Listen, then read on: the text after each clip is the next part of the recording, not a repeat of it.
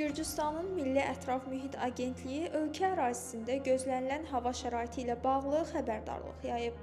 Məlumata görə martın 30-dan 31-i səhər saatlarınadək Gürcüstanda fasilələrlə yağıntı müşahidə olunacaq.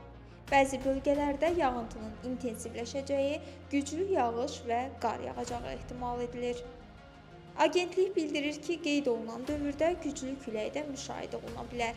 Yüksək dağlıq ərazilərdə isə duman, çovğun və uçqun təhlükəsi gözlənilir.